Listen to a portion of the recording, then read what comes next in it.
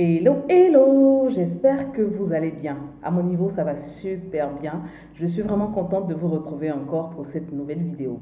Hier, je vous ai fait une vidéo dans laquelle je parlais de mon expérience péridurale et beaucoup de personnes m'ont laissé des messages inbox et tout et une question est beaucoup ressortie. Certaines personnes voulaient savoir ce que c'est que exactement la péridurale. En français facile, je vais vous donner la signification dans cette petite vidéo que je fais aujourd'hui. Donc, si tu te retrouves sur ma chaîne, sache que ce n'est pas un hasard. Je t'invite d'abord à cliquer sur l'onglet s'abonner pour t'abonner et surtout, n'oublie pas de cliquer sur la cloche de notification pour ne rater aucune de mes vidéos. Avant de commencer, nous allons passer au générique.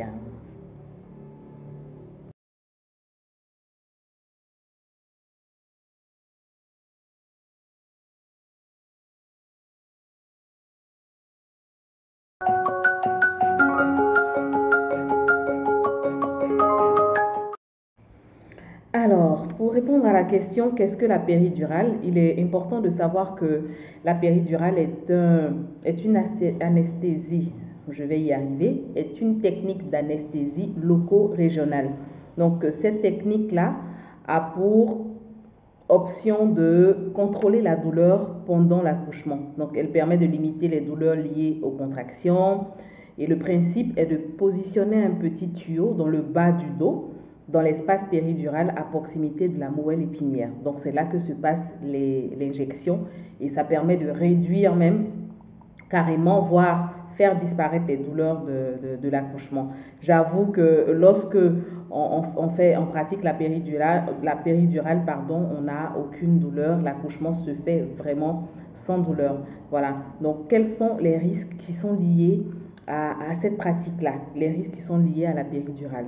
Donc, lorsqu'on pratique la péridurale, on peut avoir parfois ressentir un malaise léger, donc dû à la diminution de la tension artérielle, des tremblements qui peuvent également survenir, ainsi que des démangeaisons. Donc vous pouvez faire une certaine allergie aussi aux produits. Donc il y a parfois aussi des engourdissements, des fourmillements, une lourdeur ou même une faiblesse au niveau des jambes. Voilà. Donc quand est-ce qu'il faut pratiquer la péridurale? La péridurale est généralement posée lorsque le travail est correctement lancé. Voilà. Donc, parfois même, ça part jusqu'à la dilatation complète dans certains cas. Mais il est important de vite signaler qu'on veut faire la péridurale puisque lorsque l'accouchement il est imminent, on ne peut plus faire de péridurale. Il va falloir supporter la douleur et accoucher normalement. Voilà un peu.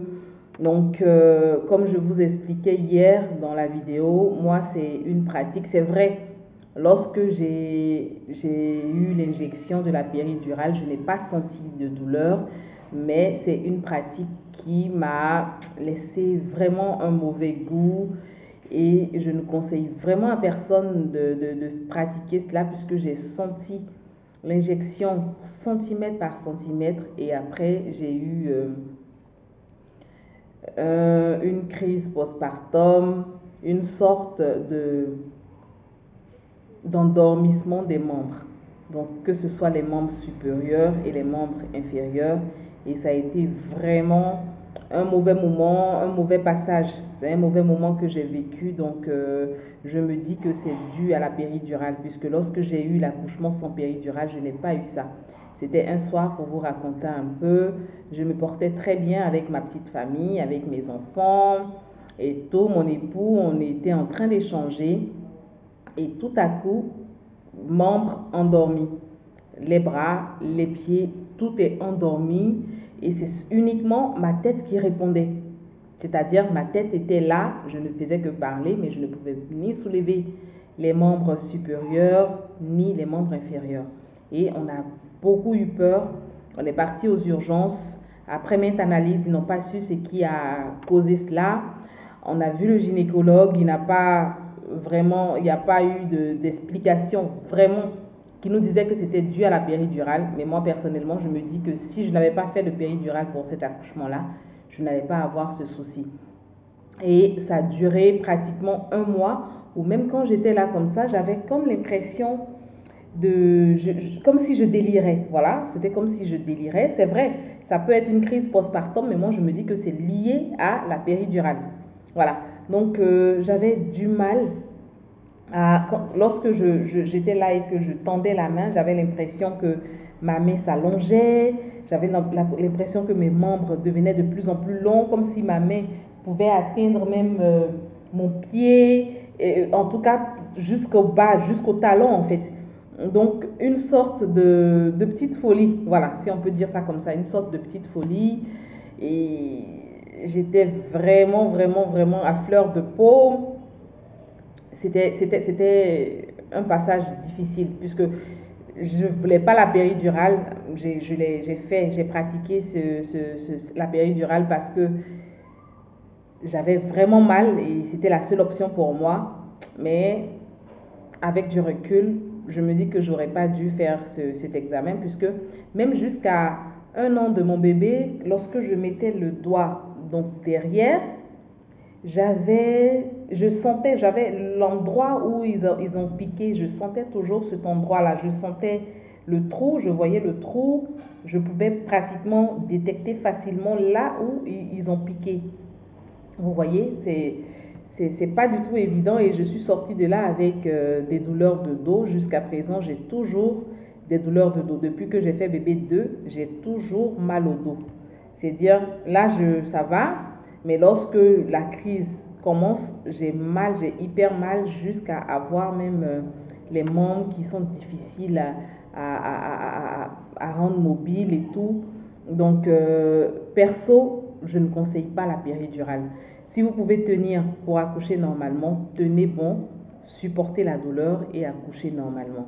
Sinon, comme on le dit, pour toute pratique, il y a des avantages, tout comme il y a des inconvénients. Pour la péridurale, l'avantage qu'on aura, c'est de ne pas avoir de douleur, mais derrière, on peut faire des allergies, on peut avoir aussi des séquelles à vie.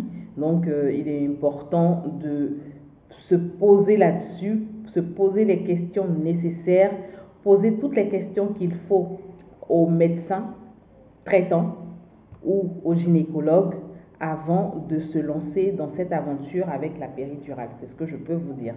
Donc, je vous remercie. Nous sommes à la fin de cette vidéo et n'hésitez surtout pas, si vous avez des questions, si vous avez des préoccupations, si vous souhaitez avoir un accompagnement personnalisé avec Lala concernant vos essais bébés, n'hésitez surtout pas à me contacter. Donc, comme je le disais hier, je vais faire une vidéo ces jours-ci dans laquelle je vais parler de la gestion des douleurs de contraction lors de l'accouchement.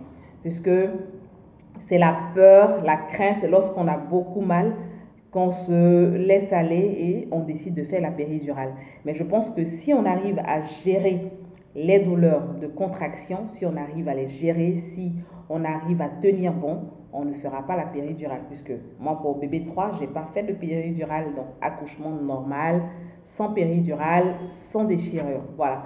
Donc, je vais faire une vidéo dans laquelle on va parler de la gestion de ces douleurs-là, comment gérer la douleur des contractions. Voilà, donc pour les nouveaux sur ma chaîne, je suis Lala Christelle Nguessan, 3 fois Ballon d'Or.